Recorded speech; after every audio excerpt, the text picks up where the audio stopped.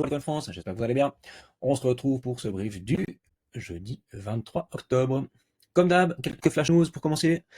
Coinbase hier qui annonçait avec American Express qu'ils allaient officiellement lancer la Coinbase One Card aux États-Unis avec une offre jusqu'à 4% de cashback en Bitcoin. Ça me rappelle un peu les débuts des cashbacks avec Crow, où on avait aussi entre 4 et 5% de cashback et en Crow. C'est un peu moins sexy que en Bitcoin. C'est vrai que c'est là quand même de pouvoir se dire, ah ouais, j'ai 4% de cashback en Bitcoin. Il faudra voir s'il y a des limites mensuelles qui sont fixées ou comment ils vont faire parce que ça va vite représenter des sommes assez dingues. Kraken qui annonce un revenu en hausse de 114% au troisième trimestre. Donc Kraken, c'est un des, un des principaux exchanges en crypto, pas mal utilisé pour les institutions. Ils ont un peu revu leur stratégie. Ils étaient en perte de vitesse. Moi, j'utilisais principalement pour déposer des fonds. C'était assez facile de déposer des fonds fiat via des virements bancaires. Avec KYC bien sûr et tout ça, mais pour faire la transition, si vous avez besoin de mettre de l'argent sur le marché crypto, c'était un assez bon système qui coûtait finalement assez peu cher, puis après ça permettait de le redistribuer à gauche à droite. Mais voilà, quelque chose d'intéressant, très très bonne plateforme, hein. Hyper safe, je crois qu'ils n'ont jamais eu un seul problème de hack ou quoi que ce soit. Donc tant mieux si ça fonctionne pour eux. Sinon, Polymarket, Hyperliquid, qui sont en train de regarder pour faire des levées de fonds. C'est clair, hein, ça marche à fond leur histoire. Ils vont essayer d'aller chercher quelques milliards à gauche à droite. On verra si ça se confirme.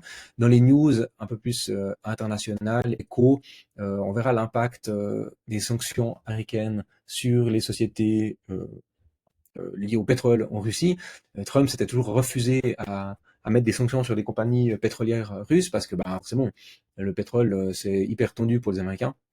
Donc n'importe quelle news qui peut faire monter le prix du baril, potentiellement ça peut impacter l'économie parce que bah, ça peut aller potentiellement ralentir un petit peu les demandes. Donc si le baril est pas cher aux États-Unis, ils consomment comme des gorilles. Donc voilà. N'hésitez pas à nous rejoindre, hein. Vous avez toutes ces news qui vous sont délivrées en temps et en heure en fonction qu'on les reçoit. Ça passe aussi par notre canal sur X, mais vous retrouvez ces informations sur notre application coinfrance.com. Donc n'hésitez pas à nous rejoindre. Vous avez le canal ici de discussion qui est ouvert à tout le monde. On échange volontiers avec vous, posez vos questions. Et voilà, let's go sur les indices. Je voulais voir aussi avant tout le S&P. Bon bah voilà, j'avais titré il y a quelques jours, hein, quand le S&P va, tout va. On est vraiment dans cette configuration, on est revenu au-dessus de la zone de short, on a fait un retest. Maintenant, on semble tenir. La séance de hier était plutôt à la corrective, on est venu retravailler cette bougie. Et on est toujours suspendu aux lèvres de Donald Trump et puis de qu'est-ce qu'il va faire en fait avec la Chine. Un jour, il dit vous inquiétez pas, d'ici au 1er novembre, on aura un accord, c'est merveilleux. Dans la minute qui suit, où il a même pas fini sa phrase, qui dit oui, non, mais bon, finalement, je vais quand même leur mettre 155% de taxes à cette équipe. Et puis, il parle d'un truc qui n'a rien à voir et il revient en disant oui, mais dans 3 semaines, de toute façon, je vois Xi Jinping, donc vous voyez, c'est mon copain, en gros, vous allez voir, tout va bien se passer.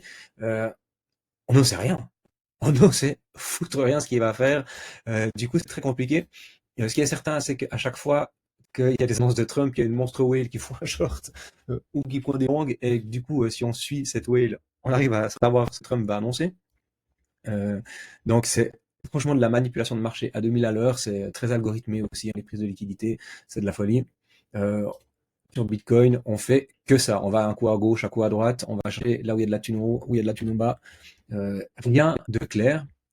C'est très dur moralement, je le conçois tout à fait. Il y a plein de gens qui posent des questions, mais alors, bear market par bear market, est-ce qu'on se casse la gueule, est-ce qu'on se casse pas la gueule? Bah, j'ai envie de dire, techniquement, c'est très moche. Factuellement, on tient les supports. On en parle depuis plusieurs semaines maintenant, en tout cas, ça fait un sacré moment. Tant qu'on tient nos 38,2 de Fibo et qu'on n'a pas pris les 102 000 ici, on tient nos supports. Donc voilà. Maintenant, on peut ranger là-dedans, on peut revenir chercher la borne haute au 126 000 ou s'arrêter en zone de short ici au 112 ou aux zones de short plus haut au 119. Pour le moment, c'est impossible à dire. Les indicateurs sont compliqués à lire. Ce qu'on peut voir, par contre, c'est que si on regarde le MACD, ici en 3 jours, hein, quand on était sur notre bas à 107 000 autour du 29 août, eh bien, on était à moins 2524 points ici sur le MACD. On est venu largement plus bas, mais largement plus bas, hein, à 103 000, et on est plus haut, on est plus fort en termes de MACD. Donc, on a presque une divergence. Pour autant qu'on remonte et puis qu'on arrive à casser ici ce sommet des 1442, eh bien, si on repasse boule, on aura une divergence qui sera marquée sur nos points bas de marché. Ce sera intéressant. Du côté de l'OBV, on voit aussi que notre moyenne, elle a tendance à remonter, croiser. On retrouve un peu de force. Euh, voilà, mais ça reste extrêmement tendax, je ne veux pas vous mentir. Et puis plus on va regarder de des petites time frames, et plus on a d'incertitudes, on est toujours très baissier sur l'OBV, donc à partir du 10 octobre, hein, donc on a fait notre top, le 6, on a encore des capitaux qui sont rentrés un tout peu, mais à partir de là, à partir du 9 octobre, on a croisé bear sur l'OBV, en tout cas quand on regarde en 12 heures, et après, sortie de capitaux. Et si on regarde notre MACD, eh ben, il est que en divergence bullish. Euh, ouais, c'est complexe. C'est vraiment compliqué. Maintenant, d'un point de vue FIBO, qu'est-ce qu'on a fait? On a fait notre bottom ici à 103.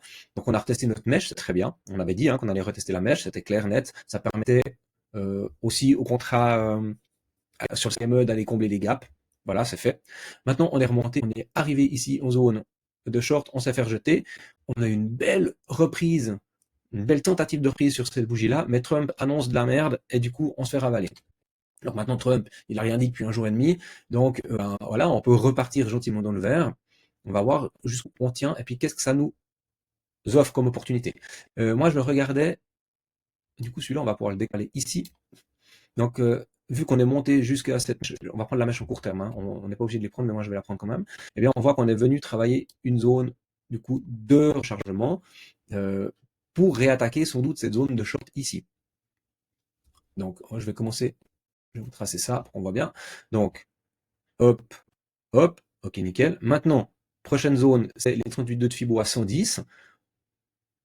Premier scénario possible, retest. J'espère que ça tient, sinon c'est toujours bonne. Deuxième scénario possible, hop, hop. On retravaille notre zone de short. On peut toujours faire ça. Troisième scénario, hop, hop, et on vient là. Donc on a vraiment ces trois possibilités. Bien malin celui qui saura les timer et puis qui saura dire qu'est-ce qui va se passer. Ça va vraiment dépendre de l'économie. Les news macro. Pour moi, en tout cas, on est accroché au S&P, on est accroché aux news de Trump, on est accroché aux news aussi du shutdown américain. Je vous rappelle qu'on est toujours en shutdown aux États-Unis. Donc, par exemple, il devait sortir toute une quantité d'ETF sur plein d'altcoins, sur SWI, sur XRP, sur plein de trucs. Pour le moment, la SEC ne travaille plus, vu que toute l'administration américaine est à l'arrêt.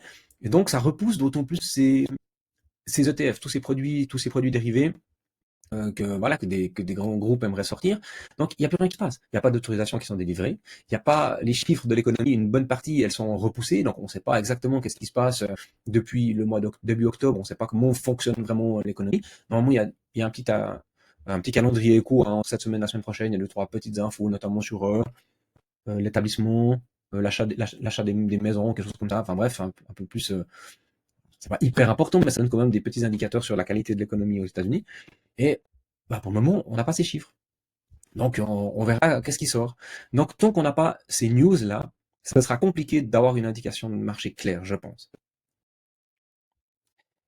Euh, on peut aussi voir, on peut essayer de se dire que bah, pour le moment, on fait un peu ça. Hein. On voit qu'on a quand même une forme de compression, mis à part cette mèche, hein, on s'est fait tout de suite rejeter, on a un peu une forme de compression de ce prix.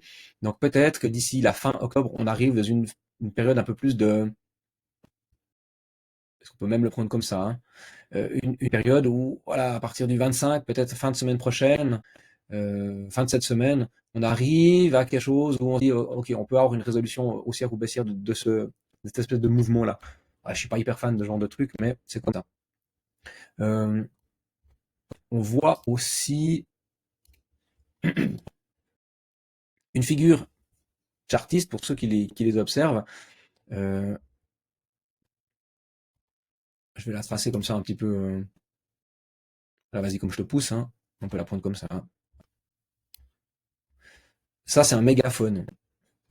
Alors, théoriquement, je dis bien théoriquement, quand on a une phase haussière, un mégaphone, généralement l'extraction est haussière. Généralement. On ne sait pas. Mais la tendance, la statistique, c'est plutôt haussier. Mais maintenant, on peut continuer à mégaphoner encore un moment. Je ne sais pas jusqu'où ça peut aller. Mais pour moi, si on casse ces supports, on ira plus bas. Donc voilà un peu pour Bitcoin. Donc moi, je ne fais rien. J'ai mis mes stops hein, sur mes alts. Je vous montrerai après sur certaines alts. Si on va en dessous, ben, voilà, je sors. Parce que mon scénario du moment est invalidé. Et puis au contraire, si on continue dans ce range, ben, tant mieux. Ether, en 3 jours, c'est un peu une salade. Là, on voit pas grand-chose. Je vais un peu nettoyer tout ça. Idem, pouf, pouf, pouf, pouf, pouf, pouf. Et maintenant, on a retravaillé cette mèche. On continue de s'appuyer ici sur notre tunnel daily. Hop. Oh là, je suis en 1 heure, pardon. C'est pas ce que je voulais faire. Je voulais en... pourquoi j'ai plus mes jours? Merci. Un jour. Voilà. Donc, toujours la même sonnette. Hein. On vient retaper sur le tunnel daily pour le moment. Donc, on vient faire une espèce de falling wedge. Plutôt, on compresse, on comprime ce prix. On est bloqué entre notre tunnel 1 heure et notre tunnel daily. Je vous rappelle que l'important, pour moi, un des indicateurs que j'ai vraiment observé, c'est ici ce tunnel qui gentiment se resserre, ce tunnel qui est 4 heures, avec notre tunnel daily. Et pour moi, si on vient à cross les deux tunnels, c'est un signe plutôt bearish. Chaque fois qu'on l'a fait, c'était dans des phases un peu complexes de marché. Donc là, on l'a croisé bull up. Si on l'a croisé bear, eh ben, on s'est pris une squeeze, hein, là aussi. On a commencé à le taper sérieusement, on a on a fait notre bottom. Chaque fois qu'on croise ce tunnel, on a quand même une correction qui est plutôt bien marquée. Hein. Donc là, je vous explique même pas la cintrée qu'on a pris, on n'a pas réussi à repasser boule, et ben au revoir, tout bon. Alors c'est souvent un indicateur qui est un peu tardif quand même, mais par contre en termes de tendance globale, bah, je trouve que c'est assez fort. Alors sans doute qu'on pourrait l'observer aussi avec le tunnel 1 heure, mais comme il colle passablement aux 4 heures, là, en tout cas, ouais, il vient plutôt en fin. Ouais, on n'arrive pas à retrouver quelque chose de très flagrant. Donc, c'est un peu souvent, c'est un peu souvent, c'est souvent le problème des indicateurs, c'est que on a nos confirmations une fois que le mouvement s'est déjà passé. Donc, nous, ce qu'on aimerait pouvoir, c'est anticiper les choses. Et ça, c'est complexe. Ce qu'on peut voir, c'est que pour le moment, sur MACD, on est convergent. Si on prend un peu plus de recul, puis qu'on regarde notre bougie ici du 25 septembre, dès lors, on n'est jamais redescendu sous les 125 points, 125,84. Donc, on a plutôt plus de force alors qu'on est baissier. Donc, on a peut-être une forme hein, de divergence si on arrive à regagner les 87 points. Donc ça, ce serait plutôt positif. Mais pour le moment, le prix se transige de côté. Sur l'OBV, on a plutôt une fuite de capitaux avec une moyenne qui est aussi bearish. Hein. On ne retrouve pas de force du tout. Par contre, les volumes ont tendance plutôt à baisser. Donc, il y a une forme d'accalmie sur ce marché. Ce qu'on peut aller voir, c'est qu'hier, on est le 23. Pourquoi vous n'êtes pas à jour, les cocos? Donc, le 22, sortie. Ok, petite sortie. Alors que mardi, entrée de 141 millions. Donc, ça reste léger. Hein. Peu de volume, finalement, sur l'ETF d'Ether. Et puis, hier, 100 millions, ça reste aussi une petite sortie. Par contre, le 21, grosse entrée de 457 millions. Bah, la semaine, elle n'est pas trop pourrie en termes d'ETF, donc il y a quand même de l'achat sur ces zones-là. On retrouve CVD spot, CVD futur. Alors sur le CVD futur, on est plutôt à l'achat, alors que sur le CVD spot, on est plutôt neutre. Hein, ouais, ça va de l'autre côté. L'open interest augmente un tout petit peu. Le prix augmente un tout petit peu. Rien de dingue. On voit qu'on a des positions en haut et en bas sur Bitcoin. Ok. Ah, c'est intéressant de voir sur Hyperliquid. Quand même beaucoup de gens qui sont positionnés que sur Hyperliquid, c'est beaucoup de gens sur les dérivés, hein. No data. Ah, merveilleux. Bon, très bien. Revenons à nos moutons. Bon, bah, donc voilà, pour Ethereum, pour le moment, ça consolide. Donc, si on est optimiste, si on est un peu. Ouais, on est optimiste. On va jouer une borne basse ici, hein. On va se dire qu'on va y retourner un petit peu moins bas, peut-être. Un stop.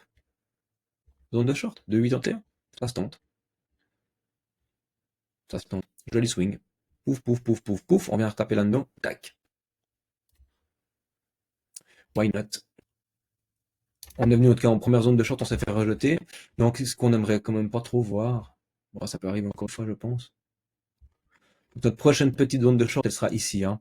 Donc 3960 et 4000. Donc selon l'économie du moment, selon les news des US, comme je disais avant, on peut euh, s'affranchir, retravailler celle-là là, et puis peut-être aller chercher plus haut. Pour le moment, pourquoi pas, hein. On voit que les indicateurs sont pas deg, c'est plutôt convergent. L'OBV qui repasse aussi, qui croise boule ici, donc peut-être qu'on retrouve un peu de force pour aller chercher en tout cas les 3009. On verra. Ouais, moi j'observe en tout cas pour le moment que ça compresse et puis je ne fais pas grand-chose. Bon, il fallait qu'on parle altcoin. Tao, bah pour moi c'est un peu le seul hein, qui se maintient. Il tient 138,2 de Fibo après sa belle extraction. Bon là, il corrige un petit peu, donc il va sans doute nous faire possiblement un peu quelque chose comme ça avant de pouvoir repartir si vraiment ce truc est fort. Et s'il n'est pas fort, eh ben, ma foi, il ira retravailler sa zone de rechargement. Mais les personnes qui ont pu rentrer là-dedans dans Tao, ils ont déjà fait un petit x2 fort sympathique. Un qui est très fort aussi, c'est Original Trail. Très surprenant. Ça fait longtemps que je n'avais pas vu, que je n'avais pas regardé, mais clairement, belle cassure. Et même chose, hein, il a déjà plus de x2 depuis son bottom. Alors lui, l'annonce de Trump et tout ça, là, le crash sur les dérivés, bah, ils sont balèques, il a absolument pas bougé d'un iota, il est que en mode up only. Donc est-ce qu'on rentre sur un truc comme ça? Non, c'est plus trop le moment. Surtout qu'on est peut-être un peu sur un exit de quelque chose. Ouais, on se méfie, parce qu'on a dû taper, hein. C'est possible qu'on reparte à la baisse. Mais en tout cas, belle phase d'accumulation, boum, on est parti. Très joli. Est-ce qu'il peut nous refaire une. Est-ce qu'il va nous refaire une pattern jusqu'en bas avant de repartir? C'est possible. En tout cas, moi, je rentre pas là-dedans, c'est trop tard. Si on veut essayer de chercher une entrée sur des produits comme ça, on va se faire un peu comme Mac. C'est zone de rechargement, donc c'est là en bas à minima. Mais on voit que pour moi, la dynamique de ce truc, c'est plutôt monter, descendre plus bas, monter, donc il va peut-être aller chercher plus bas. On verra. Syrup, il a cassé son premier arrêt. Vous en faites ce que vous voulez. On est dans la zone de compression. Il est allé chercher le début de la zone de rechargement. Il s'est fait racheter, donc très bien. Donc on maintient pour le moment cette pattern où on va chercher un petit peu plus haut, un petit peu plus bas. Pour le moment, on maintient voilà, ce falling wedge. Donc je vous rappelle, sortie de falling wedge, normalement c'est ce que j'ai dessiné là en jaune. Bon bah voilà, il a plus tellement court parce que c'était il y a quelques jours. Mais on espère plutôt une sortie bullish sur un pattern comme ça. Maintenant, s'il y a eu un bout manipulation de marché, donc où les gens ils ont poussé le prix, et puis que maintenant ils sont en train de distribuer gentiment leurs tokens et puis d'engranger un maximum de thunes, on va encore faire ça jusqu'à la zone de rechargement ici avant de pouvoir faire ça. Donc on en a pour quelques semaines, voire quelques mois. Mais pour le moment, rien de supraboule. Hondo, il n'a pas cassé ses supports, très bien. Tant qu'on n'a pas cassé les supports, bah, moi, rien d'inquiétant, je reste dedans. Pendle, beaucoup moins fort. On est en zone de rechargement, donc de la zone de rechargement avant pour Syrup, bah, même chose, hein. Donc là, on va, pour moi, pardon, aller voir le bas de range. Il y a de fortes chances qu'on retourne au bas de range, hein. Au de range, bas de range, au milieu de range, on fait rien. On attend. Et en plus, il faudrait qu'on fasse à peu près 50% de la mèche, donc descendre jusqu'au 2,76, ce serait pas débile. Plume, hyper bonne réaction. Il a réintégré plus ou moins son range. Maintenant, attention, petit falling ici, hein.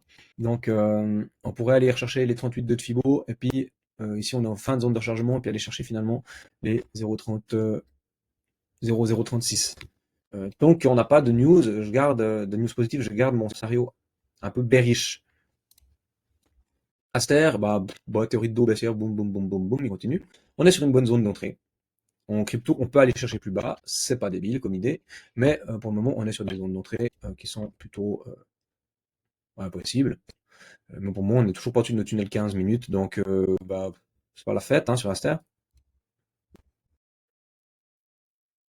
Oups là, what happened? CVD, divergence d'oscillateur. Ok. Voilà, on a quelque chose d'un peu plus parlant. Donc, eh bien, on commence à diverger positivement. Sur l'OBV, petite sortie de capital, ce qui est normal, mais on voit que ça se maintient. Donc, on va aller voir un truc. Aster. Ok, intéressant Aster. Donc, le market cap de Aster est plus ou moins le même. Contre le prix, ça casse la gueule. Énorme dilution de tokens sur Aster. Ouais. On n'a que 25% des tokens qui sont libérés. Mhm. Donc ça, c'est un problème, hein. Ça veut dire que on sort énormément de tokens et puis que parfois ça fait baisser le prix. Mais que le market cap, lui, il se maintient. Ouais, une petite dilution quand même. Alors, si on regarde comme ça, c'est pas flagrant. Bon, c'est vrai qu'il était listé hyper bas, puis que nous sur les charts, on est plutôt haut en fait. Mais quand même, faut qu'on fasse gaffe à ça. Aventis, très belle réaction ici. Maintenant, compression. On espère que la compression, ce sera une extraction par le haut. Donc vraiment une belle réaction. Maintenant, moi, il y a un truc qui m'embête quand même avec Aventis, c'est que bon, il a cassé 38.2, il a réintégré. On dira qu'il a fait une petite escapade en dessous du 38.2 pour le réintégrer, tant mieux. Ouais, on va dire ça comme ça. Mais alors là, fort volume d'achat, très intéressant. Hmm. MACD qui se casse bien la gueule. Ok. On va voir ce que ça donne, hein. Mais là, la structure, elle est. Voilà, on tient les 38.2. On est venu juste un tout petit coup mâché là.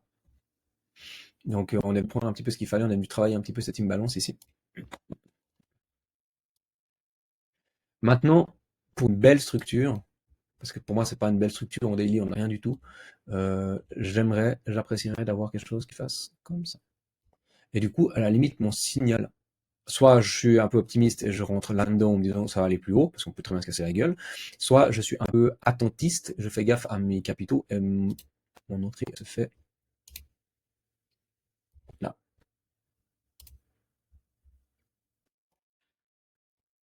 On aura eu un W. Vous me direz, ouais, mais c'est clair, on a presque, c'est 25% plus haut, hein. Oui, mais au moins je suis sûr de la dynamique. Parce que ça nous renvoie sur quelque chose qui sera plus de l'ordre du jouer le premier arrêt, ou jouer un retour ici en zone de rechargement, en zone de short, pardon. Donc c'est plutôt un mouvement long terme. Parce que là on a travaillé ici cette imbalance baissière autour des 0,79. Donc ça c'est fait. Prochain truc à travailler c'est là, 98. Et puis après c'est le premier arrêt de Fibo, 38,2 à 1,13. Donc si ici on se dit qu'on rentre là-dedans ou qu'on rentre ici, qu'est-ce qu'on fait? Bon moi je veux pas casser ça, hein. Si on casse ça c'est au revoir Chaubonne. Même ici, on a un, 2, pas beaucoup. Ouais, on a joué haut, hein. Donc ce sera plus profitable d'essayer de jouer une zone de rechargement, un stop sous la structure, on se laisse un peu de marge, et on vient jouer ici. Là, on a un joli erreur. Si on fait un petit falling qui redescend dans la zone de rechargement, puis qu'on joue le premier arrêt, pas mal. Enfin bref. Continue, XPL, boum, boum, boum, lui, il descend, il creuse, il creuse, il creuse, il creuse, hein, pour le moment. Moi, sauf erreur, j'ai un achat qui était un autre qui traînait, qui s'est déclenché sur XPL, je pense qu'on a venu toucher la zone de rechargement. Ouais, c'est ça. Je crois que j'avais mis un ordre là. J'en ai avoir quelques-uns qui traînent un peu plus bas. Donc ça se déclenche gentiment. Mais on continue la dynamique. Et hyper liquide, même chose, on est en train de descendre gentiment, on a un peu cassé le premier arrêt, on est remonté. Donc voilà, bon bah toutes les altes, elles ont un peu la même tronche finalement, vous voyez. Hein. Donc toujours le même discours, on maintient nos positions, on met des stops quand on casse nos structures, et puis du coup, comme ça, on se prépare au cas où on doit aller vraiment bas, et ça nous fait une forme de hedging. Et voilà, on attend des news de Trump. À part ça, ici, intéressant, si on vient break les 39.6, si on vient clôturer au-dessus d'une 39.6, on aura une belle structure sur notre hyper liquide. Ok. Du coup, moi, je vais m'arrêter là, parce qu'il n'y a pas grand chose de plus à raconter. Et puis, on se voit demain pour un dernier brief. N'hésitez pas à lâcher des commentaires, à mettre un pouce bleu si ça vous a plu. Et pour les membres Elite Investor, demain, il y aura comme d'habitude une partie qui vous est réservée avec vos attentes, vos demandes de projet. Parce que oui, si vous voulez nous rejoindre, donc il y a la partie publique, mais aussi la partie réservée aux membres. Vous voyez ici, il y a quelques calls qui ont été posés, quelques opportunités d'investissement qu'on a fait ces derniers jours hein, sur Recall avec des jolis rendements. Et puis vous pouvez voir aussi les performances des membres qui ont leur track record. Et ben, tout ça, ça se passe dans l'espace Elite Investor. Donc vous prenez un appel stratégique avec nous et ensuite on se retrouve, si ça vous intéresse, on se retrouve dans un espace privé où on vous accompagne un peu plus poche et vous avez accès à tout plein d'autres informations, d'autres formations pour être profitable dans ce monde absolument brutal de la crypto. Donc voilà, nous on se retrouve demain. Sur ce, je vous souhaite une toute bonne journée. À bientôt. Ciao, ciao.